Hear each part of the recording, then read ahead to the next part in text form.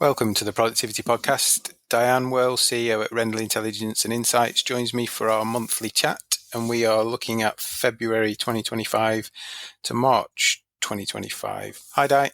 Hi, Simon. How are you? All refreshed from holiday? I am pleased to be back, although it was a great time in the US and the southern states. It was fabulous. So. Good. And hopefully you brought back some good news with you. Yeah, some prospectively good news. I mean, I think we're sitting at the tipping point. So March, of course, this year, we're comparing against an Easter month last year. Yeah. So it was non-Easter this year versus Easter last year. So that has had an impact on both footfall and sales, somewhat inevitably. So footfall, according to Sensormatic, and this is footfall into stores, was down 5.4% and down 4% in high streets in March. And that's very close to the results from Beauclair, who track high street spending, and that was down 4.6% annually in March. So again, as I said, comparing a March this year, which wasn't Easter, versus a March last year that was Easter. So it was down, but that's of course explainable. But there's been, there were some key hits on certain sectors in terms of spending that drove that result. So food and drink was hit this March, dropped by 6.3% because, of course, we didn't have the hospitality spend that we would over an Easter period. Whereas last March, which included Easter, hospitality, food and drink went up by 9.8% annually. So you can see the difference. Yeah.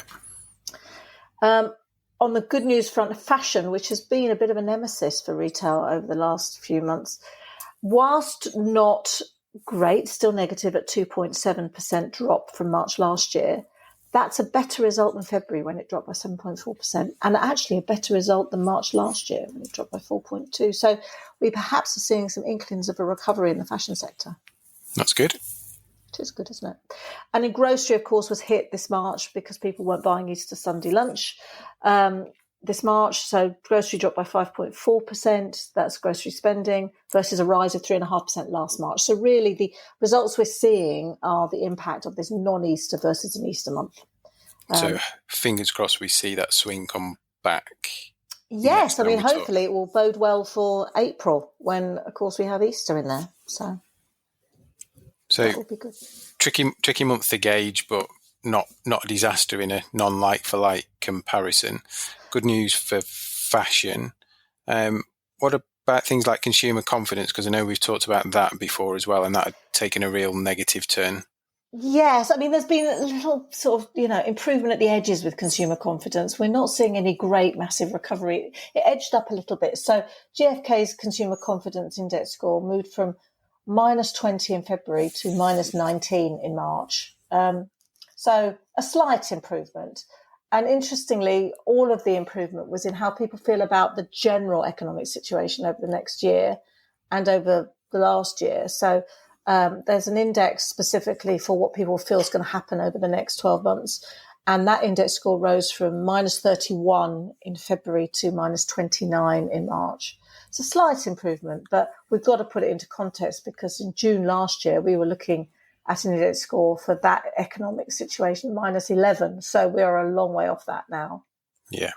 And is that any linkages to inflation? I know there was kind of some potentially lower than expected results, but how does that span across the different sectors? Well, I haven't run a correlation between inflation and consumer confidence, but inflation has reduced. So in March, CPI was standing at 2.6%, down from 2.8% in February and 3% in January. So it's the lowest it's been this year. And actually, the inflation has been lower on some of the key sectors that really impact the high street. Clothing and footwear inflation sitting at 1.1%, which is really quite low, actually.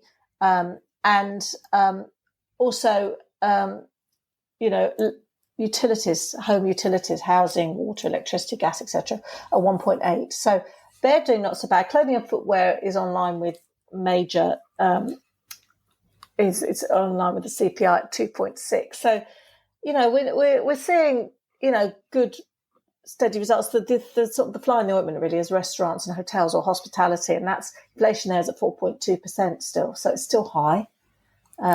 So that really is going to impact what people want to, prices in for meals out and drinks out, and what people are going to want to spend their money on. I assume that's driven by their costs in terms of raw ingredients and things, and potentially scarcity of labour. Absolutely. Yeah, I mean, you're paying more salary. The key factors there, of course, are, apart from rent and fixed costs, is labour and raw materials. And labour, as we know, has gone up with the increase in the minimum wage. And we're standing at the precipice of an increase in NI payments as well. So that's going to push it up even further, I would imagine.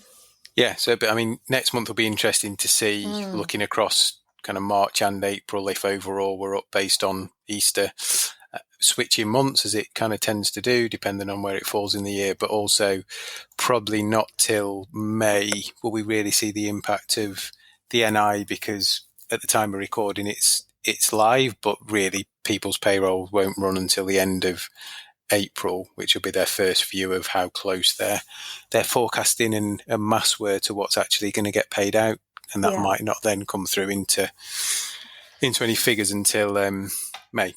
Yeah, it's just whether people are anticipating it and trying to put their prices up a little earlier than they possibly would do, because it's in the news and people know about it and people sort of expecting it almost.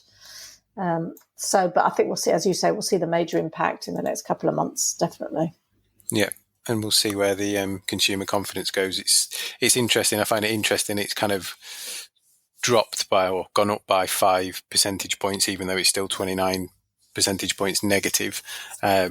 Based on the fact that I'm no clearer on what the world economy is doing, and clearly there's key influences out there in different countries that are pulling some of the strings, and I'm not quite sure they're clear either. So it's interesting that people feel more comfortable with it. I don't know what's changed since the last time we talked, really. Yeah, I think there's a little bit more of stability. I think, most consumers do like a sort of stable economic environment. And so there's been less news about the domestic economy over the last month, I feel, because of the tariff situation with Trump. And so it's less focus on, the concerns around the UK economy and more news about the US economy and the worldwide economy. And I think people feel that the emphasis has been taken away from the UK economy a little bit, and therefore it must be, makes them feel a little bit more comfortable. Interesting. Well, I'm sure he's not going to be quiet in the next month before we speak again. So we'll see what dramas that brings to the conversation. Absolutely. Perfect. Well, appreciate the time again, Di. Great to have an update. Look forward to seeing how Easter impacts the figures, and hopefully we've got some good news to share across those 2 months combined the next time we chat. Lovely. Looking forward to it, Simon.